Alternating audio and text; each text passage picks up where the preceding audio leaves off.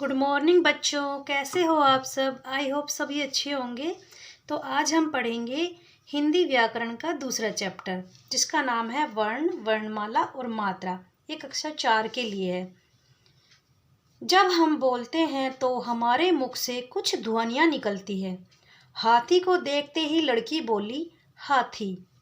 हाथी शब्द में कितनी ध्वनियाँ हैं? आप कह सकते हैं कि हाथी शब्द में तो केवल 2 ध्वनियाँ हैं, हा और थी। लेकिन बच्चों, हम हा और थी ध्वनियों के और भी टुकड़े कर सकते हैं। तो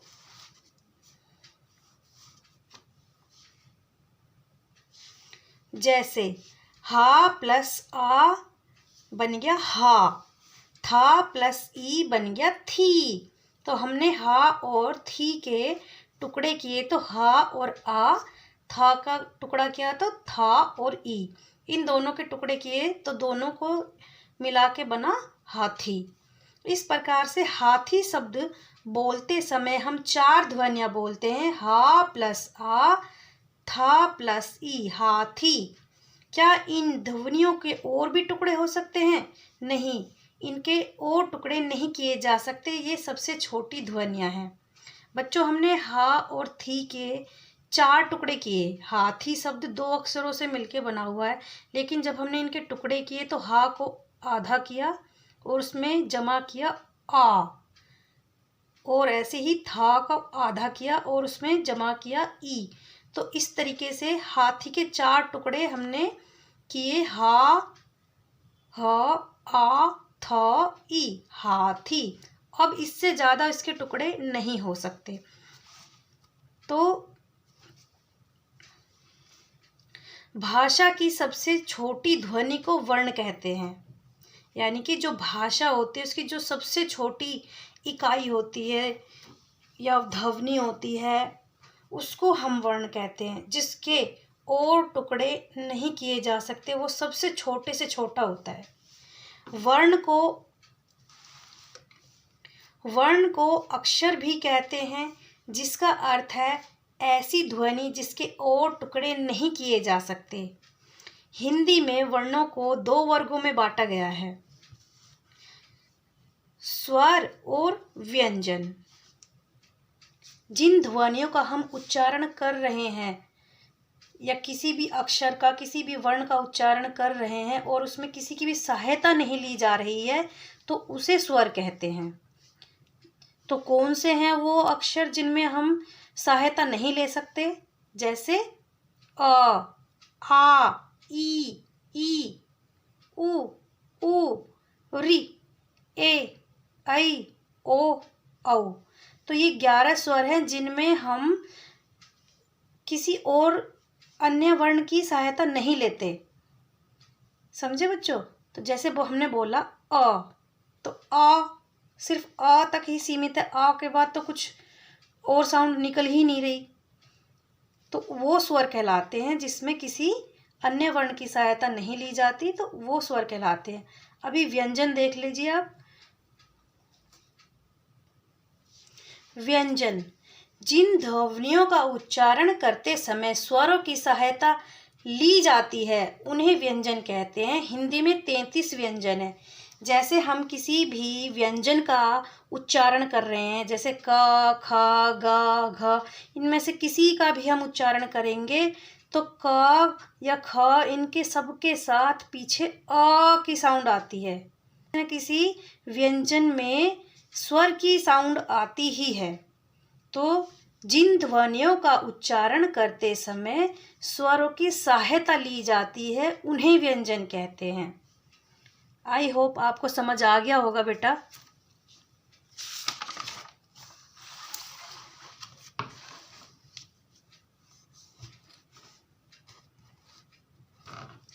व्यंजन का, ख, ग, घ, अणा, चा, छ, ज, झ, अणा, टा, ठा, डा, ढ, अणा, ता, था, दा, ध, न, पा, फा, बा, भा, म, य, र, ल, व, श, स, ह। इनके अतिरिक्त कुछ और भी वर्ण हैं।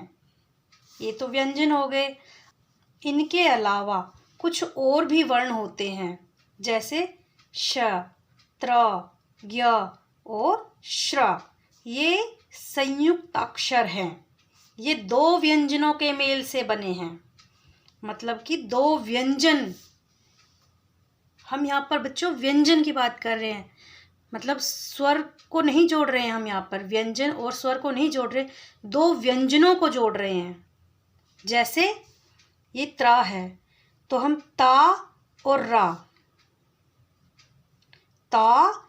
रा, इन दोनों को मिला के बना त्रा। समझ रहे हो? ये दोनों, ये व्यंजन है और ता भी व्यंजन है और रा भी व्यंजन है। इन दोनों को जब हमने प्लस किया ता और रा को, तब ये त्रा बना। ऐसे ही ज्ञा है, ग और य। इनको हमने जब ग और या को दोनों को जोड़ा तो क्या बन गया? ज्ञा।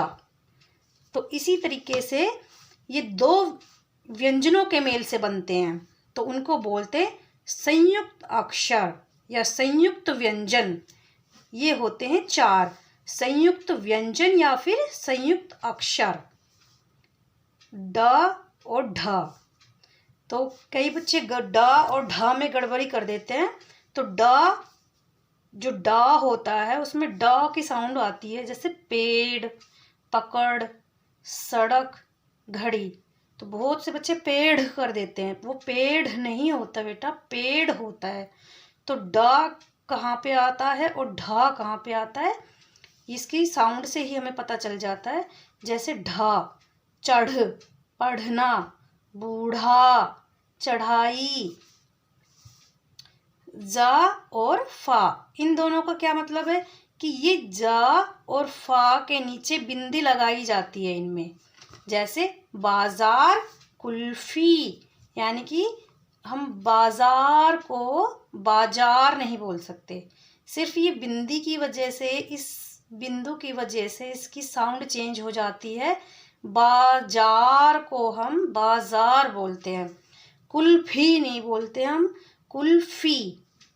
सिर्फ इस बिंदी की वजह से, अगर हम ये बिंदी नहीं लगाएंगे तो उसकी साउंड ही चेंज हो जाती है। समझ रहे हो बच्चों?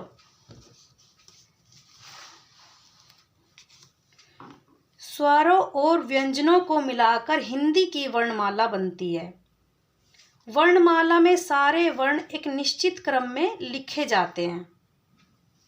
वर्णों के व्यवस्थित समूह को वर्णमाला कहते हैं। तो ये हो गई वर्णमाला की डेफिनेशन। क्या? वर्णों के व्यवस्थित समूह को, जैसे कोई मान लो कोई फूल माला है, अभी हम फूल, बहुत सारे फूल इकट्ठे हो रहे हैं, फूलों का जो समूह होता है, और जब उनको एक माला में पिरो देते हैं, उनको एक माला में बांध देते हैं, उसको व्यवस्थित रूप से उनको पिरो देते हैं, तो वो क्या बन जाती है? एक फूल माला बन जाती है। तो इसी तरीके से जब वर्णों को हम अच्छी तरीके से लगा देंगे, सब वर्णों को सही तरीके से जोड़ेंगे और जो उनका एक समूह बनेगा, तो उसको हम वर्णमाला कहते हैं। सीधे शब्दों में अगर बोला जाए तो वर्णों के व्यवस्थित समूह को वर्णमाला कहते हैं। हिंदी में स्वर दो प्रकार से लिखे जाते हैं अपने मूल रूप में, जैसे आ ई ओ री ए औ। किसी व्यंजन के साथ मिलकर घ आ घा। अब ये स्वर जब किसी व्यंजन के साथ मिल जाते हैं तो ये उनकी साउंड ही बदल जाती है। जैसे घ के साथ हमने आ लगाया तो ये बन गया घा, ये घ का घ नहीं रहा, ये बन गया घा। च के साथ हमने ई को जोड़ा तो ये बन गया ची, छोटी ई को जोड़ा तो बन गया ची, बड़ी ई को जोड़ते तो बन जाता ची। जैसे जा के साथ बड़ी ई को जोड़ा तो बन गया जी, त के साथ ऊ को जोड़ा तो बन गया तू। स्वरों को व्यंजनों के साथ लिखते समय स्वर पूरे नहीं लिखे जाते, बल्कि इनके चिन्ह व्यंजनों के साथ लिखे जाते हैं। स्वरों के चिन्ह को ही मात्रा कहलाते हैं, स्वरों के चिन्ह ही मात्रा कहलाते हैं। अब देखिए बेटा यहाँ पे, जैसे ये घा आ, अभी हमें घा लिखना है, जैसे घास लिखना है, तो हम घ आ सा नहीं लिखेंगे, नहीं लिखेंगे ना, घ आ सा ऐसे नहीं लिखेंगे। हम स्वर का तो प्रयोग करेंगे लेकिन हम ये पूरा नहीं लिखेंगे। हम सिर्फ इसका सिर्फ ये चिन्ह लेंगे एक। इसका चिन्ह क्या है? आ का ये डंडा।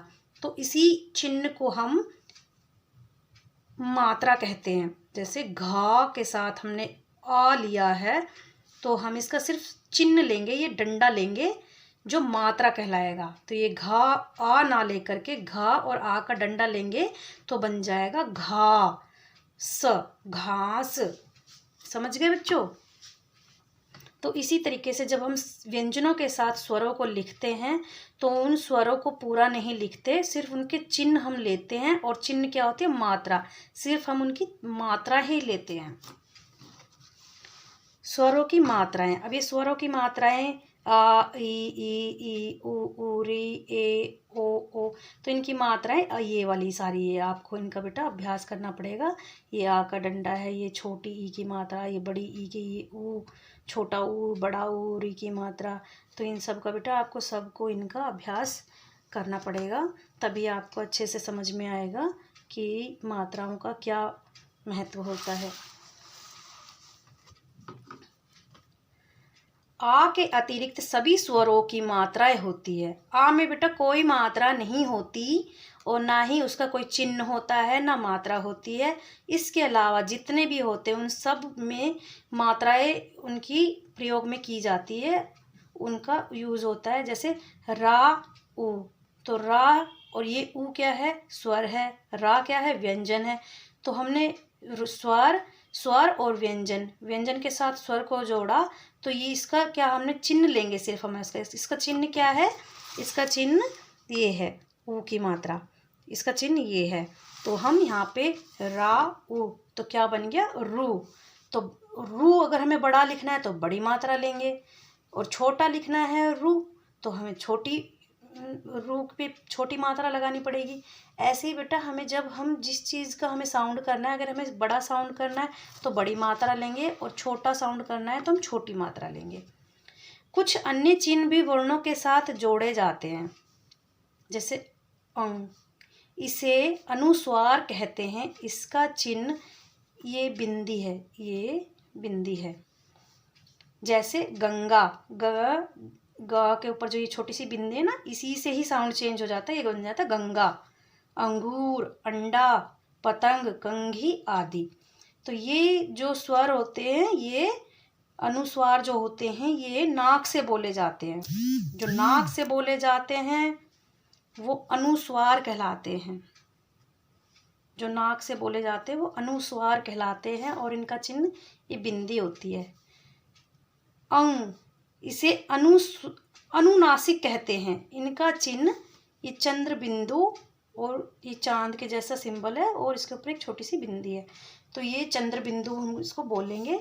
जैसे गांव, चांद, कुआं, पाँव, आँख, आंगन आदि। तो जिन स्वरों या जिन शब्दों का उच्चारण करते समय हमें नाक और मुंह से साउंड करनी पड़ती है, ध्वनि निकालनी पड़ती है, उन्हें अनुनासिक कहते हैं। इसका चिन्ह होता है चंद्र बिंदु।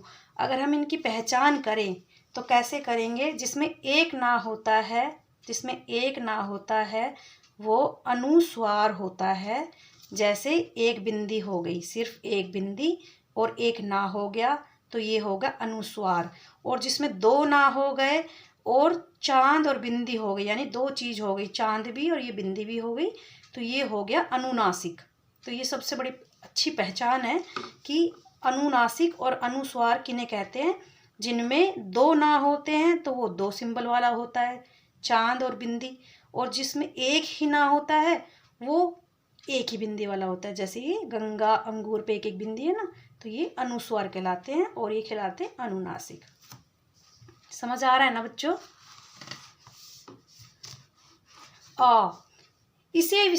ये है विसर्ग। इसे विसर्ग कहते हैं। इसका चिन्ह ये दो पीछे बिंदियां होती है ना, ये इसका चिन्ह है। जैसे प्रातः, अतः, पुनः आदि।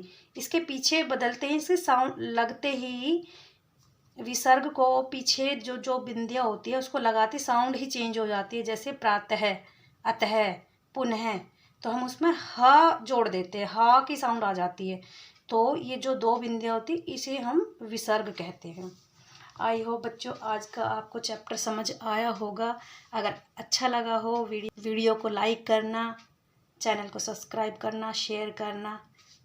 तो मिलते हैं अगली वीडियो में, तब तक के लिए धन्यवाद।